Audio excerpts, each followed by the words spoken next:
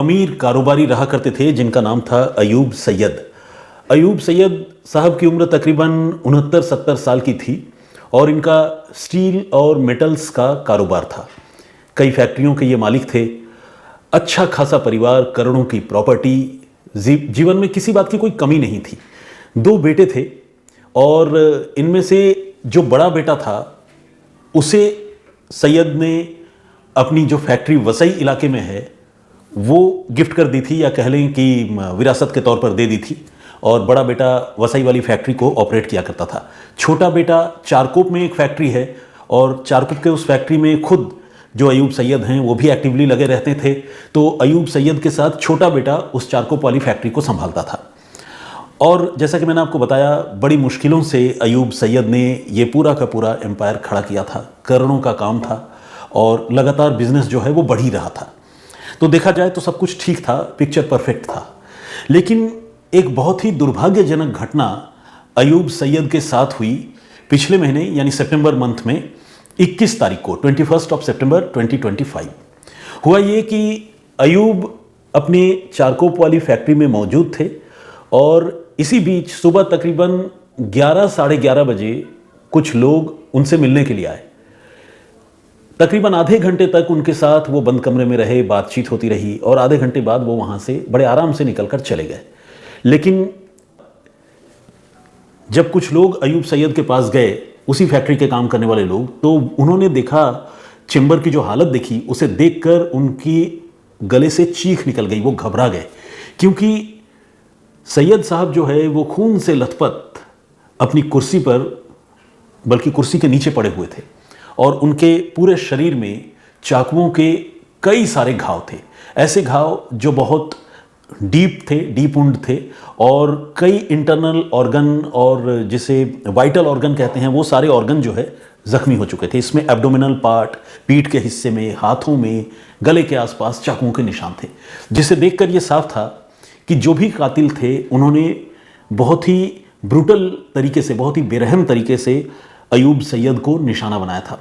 लेकिन ये लोग कौन थे, कहाँ से आए थे, अयूब सैयद की हत्या क्यों की, ये सारे सवाल अपने आप में अपनी जगह पर खड़े थे और ये बहुत बड़ा राज था। चारकोप पुलिस को इस घटना की जानकारी मिली तकरीबन 12 साढ़े 12 बजे के आसपास। चारकोप की टीम, पुलिस की टीम फौरन मौके पर पहुंची और सीन ऑफ क्राइम का बहुत बारीकी से मुआयना किया। जितने लोग फैक्ट्री में थे, ऑब्वियसली फैक्ट्री में तो बहुत लोग थे लेकिन उतने लोगों से नहीं, लेकिन जितने लोगों से संभव हो पाया, जो एक्टिवली ऑफिस के आसपास काम करते हैं और जिनका 1 to 1 बातचीत जो है वो अयूब सैयद से होती थी, उन सारे लोगों से ये जो है वो पुलिस वालों ने पूछताछ की, बातचीत की। इस बीच जो अयूब सैयद का छोटा बेटा है, जो उसी फैक्ट्री में अपने बुजुर्ग पिता के साथ रहता था और उनको असिस्ट किया करता था, उससे भी पूछताछ हुई। लेकिन पूछताछ होने के बावजूद इन कातिलों के बारे में कोई क्लू पुलिस को नहीं मिल पाया। ये समझ में नहीं आ रहा था कि कातिल कौन थे, कहाँ से आए थे, क्यों मारकर चले गए। ये एक राज बना हुआ था। पुलिस ने जब उस पूरे फैक्ट्री के प्रेमाइसेस की तलाशी ली तो पुलिस ने देखा कि फैक्ट्री में एक वाटर टैंक है, जिस वाटर टैंक के अंदर कई तेज धार हथियार जो है वो पड़े हुए हैं। ये देखकर पुलिस को लगा कि हो सकता है कि इन हथियारों का भी उस मर्डर केस से कोई लिंक हो। पुलिस ने उन हथियारों को भी रिकवर कर लिया और इसी के साथ बुजुर्ग अयूब सैयद की लाश बरामद करके उसे पोस्टमार्टम के लिए भिजवा दिया गया। जांच पुलिस शुरू कर चुकी थी, कत्ल का मामला दर्ज किया जा चुका था और इसी सिलसिले में पुलिस ने सबसे पहले जो है सीसीटीवी फुटेज जो फैक्ट्री में लगे हुए थे, उन सीसीटीवी कैमरों की फुटेज को एग्जामिन करना शुरू किया। तमाम सीसीटीवी कैमरों के फुटेज पुलिस ने निकलवाए और इन सीसीटीवी फुटेज में 2 लोग अयूब सैयद के कमरे में जाते हुए और बाहर आते हुए दिख रहे थे। लेकिन ये 2 लोग कौन थे, ये सीसीटीवी फुटेज को देखकर क्लियरली समझ में नहीं आ रहा था। मतलब सीसीटीवी फुटेज ऐसा नहीं था कि कातिलों का चेहरा पहचाना जाता और उन्हें फ़ौरन आइडेंटिफाई कर लिया जाता, गिरफ्तारी हो जाती। ये संभव नहीं हो पा रहा था। तो पुलिस थोड़ी फिक्स में थी। पुलिस को समझ में नहीं आ रहा था कि इस मामले की जाँच आगे बढ़ाएं तो कैसे बढ़ाएं। लेकिन इसी बीच पुलिस ने एक बात नोटिस की। एक सीसीटीवी फुटेज में पुलिस ने देखा कि जो 2 कातिल अयूब सैयद के कमरे में गए और वहां से बाहर निकले, बाहर निकलने के बाद उनमें से एक कातिल ने अपनी जेब से मोबाइल फ़ोन निकाला और वहीं से खड़े खड़े उसने पहले किसी को फ़ोन किया, फ़ोन पर बातचीत की और मुख्तसर सी बातचीत करने के बाद, छोटी सी बातचीत करने के बाद वो दोनों कातिल वहां से निकल गए। अब पुलिस ने अपना दिमाग दौड़ाया। पुलिस ये पता करने की कोशिश करने लगी कि इस आदमी ने किससे बात की होगी। अब उस आदमी की पहचान तो पता नहीं थी, अगर पहचान पता होती तो शायद मोबाइल नंबर से ही उसको पहले ट्रैक करने की कोशिश करते। तो पुलिस ने यह तय किया कि जिस तरह से टारगेट करके, जिस तरह से बिल्कुल निशाना बना के प्लानिंग करके अयूब सैयद को चाकू मारे गए हैं, उससे लगता है कि शायद इनका कोई नज़दीकी आदमी इस घटना के पीछे हो सकता है। फिर वो नज़दीकी आदमी कोई अच्छा दोस्त हो सकता है, कोई पुराना रिलेटिव हो सकता है, बिजनेस में शामिल लोग हो सकते हैं, या कोई दूसरा बिजनेसमैन हो सकता है, घर परिवार के लोग हो सकते हैं, कोई भी हो सकता है। तो पुलिस को अब ये पता करना था कि ये जो कातिल थे, उन्होंने कत्ल की घटना को अंजाम देने के तुरंत बाद किसे फ़ोन किया था। उससे ये पता चल जाता कि कातिल कौन है। तो पुलिस ने दूसरे तरीके से, एक समझ लीजिए कि उल्टे रास्ते से पुलिस कातिलों तक पहुंचने की कोशिश करने लगी। और इसी क्रम में पुलिस ने जो अयूब सैयद हैं, उनके आसपास के तमाम लोगों के बारे में जानकारी जुटाने की शुरुआत की। सबसे पहले तो एक आदमी का नाम ही सामने आया। 2 बेटों के बारे में तो खैर पुलिस को पता था ही, पुलिस उनसे पूछताछ भी कर रही थी, वो खुद ही बहुत दुखी और परेशान थे। इस बीच एक आदमी का नाम सामने आया जिसकी उम्र है 40 साल, नाम है शानू मुश्ताक चौधरी। ये शानू मुश्ताक चौधरी जो है वो अयूब सैयद का बिजनेस पार्टनर था, और इसने भी 1 करोड़ से ज़्यादा रुपए सैयद के बिजनेस में इन्वेस्ट कर रखे थे। तो पुलिस अब शानू मुश्ताक चौधरी से बात करना चाहती थी ताकि ये पता करे कि भाई उसे अगर कुछ पता हो कि कौन है किलर, क्या है। तो लेकिन इससे पहले पुलिस ने एक काम किया, पुलिस ने शानू मुश्ताक चौधरी का मोबाइल नंबर जो है वो हासिल किया। परिवार के बाकी लोगों के भी मोबाइल नंबर पुलिस ने हासिल किए, और सारे मोबाइल नंबरों की पुलिस ने बहुत गहराई से, बहुत बारीकी से स्कैनिंग शुरू की। और इस स्कैनिंग में पुलिस को एक बहुत ही वाइटल क्लू इस मामले का मिला, जिसे देखकर पुलिस की आंखें खुल गई। पुलिस यही 11:30 से 12 बजे के दरमियान, जिस वक्त कातिल उस कमरे से बाहर निकले थे, उस दरमियान जो एक फ़ोन वहाँ से जनरेट हुआ था, फ़ोन कॉल जनरेट हुआ था, पुलिस ये पता लगा रही थी कि इस दौरान अयूब सैयद के नज़दीकियों में क्या किसी ने कोई फ़ोन कॉल रिसीव किया था। पुलिस उसको लिंक करना चाहती थी, और इत्तेफाक से जिस एंगल पर पुलिस सोच रही थी, पुलिस को वो एंगल समझ में आ गई, और उसी एंगल पर वो बात आगे भी बढ़ी। हुआ ये कि ये जो पार्टनर है शानू मुश्ताक चौधरी, जब पुलिस ने उसके मोबाइल फ़ोन की कॉल डिटेल को स्कैन किया तो पुलिस ने देखा कि हाँ, मुश्ताक चौधरी के फ़ोन पर एक कॉल जो है उसी दिन सुबह तकरीबन 11:30 से 12 बजे के बीच आया था, और छोटी सी बातचीत हुई थी कुछ मिनटों की। इसे देखकर पुलिस को समझ में आ गया कि शायद ये वही कॉल है जो फैक्ट्री से कातिलों ने शानू मुश्ताक चौधरी को की थी। हालांकि ये कंफर्म नहीं था कि ये कातिलों का ही कॉल है या नहीं है, क्योंकि नंबर कातिलों का तो पुलिस को पता नहीं था। तो पुलिस ने शानू मुश्ताक चौधरी को अब पूछने का फैसला किया, पूछताछ करने का फैसला किया। उसे पूछताछ के लिए बुलाया गया, वो आया भी, और पुलिस ने उसके मोबाइल फ़ोन की जो डिटेल है वो दिखाते हुए कहा कि ये जो नंबर है, जिस नंबर पर तुम्हारे साथ 11:30 से 12 बजे के बीच में ये 2 या 1.5 मिनट की जो बातचीत हुई है, ये फ़ोन कॉल तुम्हें किसने किया था, ये आदमी कौन है। शानू मुश्ताक चौधरी ने जवाब दिया कि ये बिज़नेस से रिलेटेड एक कॉल था, और एक छोटी सी बातचीत हुई। ये आदमी जो है उसका पुराना जानने वाला है, और उसका नाम है खैरुल इस्लाम कादिर अली। नाम था खैरुल इस्लाम कादिर अली। तो पुलिस ने पूछा कि क्या बिज़नेस का मामला था, तो उसने कोई अपनी दलील, कोई अपनी स्टोरी बिज़नेस वाली वो पुलिस को सुनाई। लेकिन पुलिस को उसके कई बातों पर जो है बहुत ज़्यादा यकीन नहीं हुआ, पुलिस पर शक कर रही थी, और पुलिस ने इसी शक की बिना पर मोहम्मद खैरुल इस्लाम कादिर अली को हिरासत में लिया, क्योंकि इसी आदमी ने वो कॉल जो है 11:30 से 12 बजे के दरमियान शानू मुश्ताक चौधरी को की थी। अब जब इस आदमी को हिरासत में लिया और इससे जब सख्ती से पूछताछ की, तो पुलिस का जो शक था वो बिल्कुल सही निकला। हुआ ये कि ये जो आदमी था मोहम्मद खैरुल इस्लाम कादिर अली, इसने कबूल कर लिया कि अयूब सैयद का कत्ल उसी ने अपने एक साथी के साथ मिलकर 21 सितंबर की सुबह को किया था, और ये जिस कॉल की बात कर रहे हैं वो कॉल भी उसी ने किया था, और उसी फैक्ट्री से खड़े होकर उसने ये फ़ोन कॉल शानू मुश्ताक चौधरी को किया था। यानी जो सुपारी किलर है, जो कातिल है, जिसने हत्या की वारदात को अंजाम दिया, उसने कत्ल की घटना कबूल कर ली, और कबूल करने के साथ ही उसने सुपारी देने वाले शख्स यानी अयूब सैयद के बिजनेस पार्टनर शानू मुश्ताक चौधरी का नाम भी ले लिया।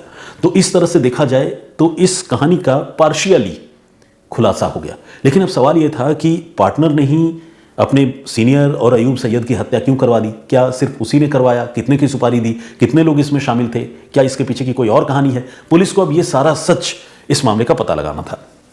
तो पुलिस ने जब खैरुल से और सख्ती से पूछताछ की तो उसने बताया कि उसे शानू मुश्ताक ने 6.5 लाख रुपए की सुपारी दी थी, और एडवांस के तौर पर 1 लाख रुपए दिए थे, और उसी 1 लाख रुपए को हासिल करने के बाद वो अपने एक पार्टनर के साथ, अपने एक दोस्त के साथ जो इस मर्डर में शामिल था, उसे लेकर अयूब सैयद के फैक्ट्री तक गया।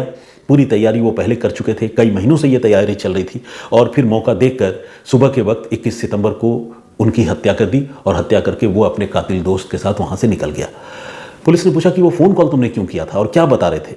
तो उसने कहा कि कत्ल तो मैंने कर दी और कत्ल कर देने के बाद मुझसे रहा नहीं गया, क्योंकि ये काम बड़ी आसानी से मैंने कर दिया। मुझे नहीं लगा था कि मैं इतनी आसानी से उस आदमी को मार पाऊंगा।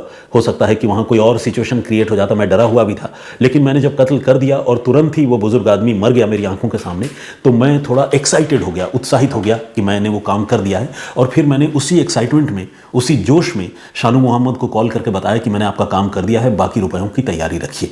तो बेसिकली सुपारी की जो रकम मुझे लेनी थी, उस रकम को हासिल करने के लिए मैंने मौका वारदात से ही कॉल कर दिया। असल में वो जो लास्ट कॉल इस घटना के बाद इस कातिल ने सुपारी देने वाले आदमी को किया था, वो कॉल की तस्वीर सीसीटीवी फुटेज में कैद हुई थी, जिसका मैं जिक्र कर रहा हूं। और उसी सीसीटीवी फुटेज के सहारे पुलिस पहले सुपारी देने वाले शख्स तक पहुंची और फिर कातिलों तक भी पहुंची। लेकिन इस कहानी में और भी पेंच थे।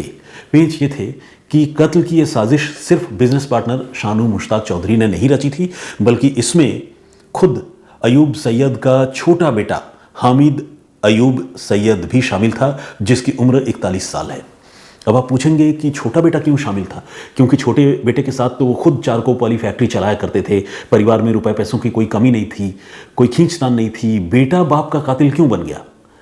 तो दोनों के कातिल बनने की वजह जो है वो अलग अलग है। जो बिजनेस पार्टनर है शानू मुश्ताक, उसके कातिल बनने की अलग वजह है, और हामिद अयूब सैयद जो छोटा बेटा है, उसके कातिल बनने की अलग वजह है। सबसे पहले मुश्ताक सैयद की वजह जानिए। मुश्ताक सैयद ने तकरीबन 1 करोड़ रुपए उन्हीं फैक्ट्रीज़ में अयूब सैयद के साथ जो है वो इन्वेस्ट कर रखे थे शानू मुश्ताक ने।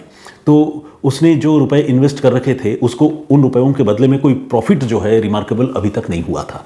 इसके अलावा अभी हाल ही में फैक्ट्री के कुछ मशीन वगैरह का रिपेयर कराने के नाम पर उसने और 8 लाख रुपए दिए थे, और वो उम्मीद कर रहा था कि उसे कुछ रिटर्न मिलेगा। लेकिन जब भी वो प्रॉफिट या रिटर्न के बारे में बात करता, तो अयूब सैयद जो है ये कहकर टाल देते कि अभी कोई प्रॉफिट नहीं हुआ है। तो ये जो शानू मुश्ताक चौधरी है वो बड़ा फ्रस्ट्रेटेड था, और उसे लग रहा था कि बुजुर्ग कारोबारी जो है उसका पार्टनर, वो उसे धोखा दे रहा है और प्रॉफिट नहीं दे रहा है। इस बात से वो बड़ा तपा हुआ था, गुस्से में था।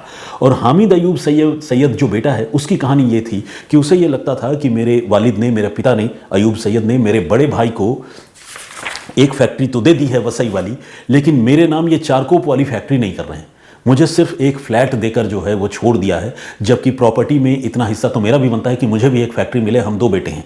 तो चारकोप वाली फैक्ट्री जो है वो अयूब सैयद के नाम पर ही थी, वो अपने बेटे के नाम पर उसको ट्रांसफ़र नहीं कर रहे थे, या उन्होंने सोचा होगा कि मैं बाद में करूँगा जब बेटा थोड़ा और मैच्योर हो जाएगा, या ज़रूरत ऐसी आन पड़ेगी, मेरे गुजरने के बाद तो बेटे का ही है। ऐसा हो सकता है कि बुजुर्ग पिता के ख्यालों में हो, लेकिन हामिद अयूब सैयद जो है उससे रहा नहीं जा रहा था। उसको लग रहा था कि पापा ने मुझे धोखा दिया है, बड़े भाई को प्रॉपर्टी दी है, मुझे प्रॉपर्टी नहीं दी है। तो एक बेटे के खूनी बनने के पीछे ये कहानी थी।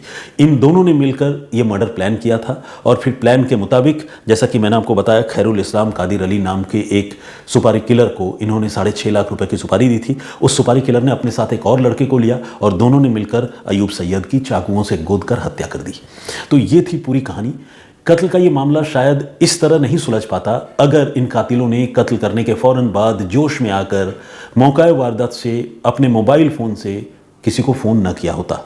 लेकिन उन्होंने फ़ोन किया, और जाहिर है कत्ल करने के बाद फ़ोन जो है वो किसी भी रैंडम दोस्त को या फैमिली वाले को तो करेगा नहीं। कत्ल करने के फ़ौरन बाद अगर कोई फ़ोन कर रहा है तो जाहिर है किसी ऐसे आदमी को ही करेगा जिसके साथ इस मर्डर केस का कोई ना कोई कनेक्शन हो। तो पुलिस को यहाँ से क्लू मिला, और पुलिस ने इस तरह से इस मामले को सॉल्व कर लिया। तो thanks to Mumbai police, specially Charkop police, जिसने इस मामले को सुलझाया।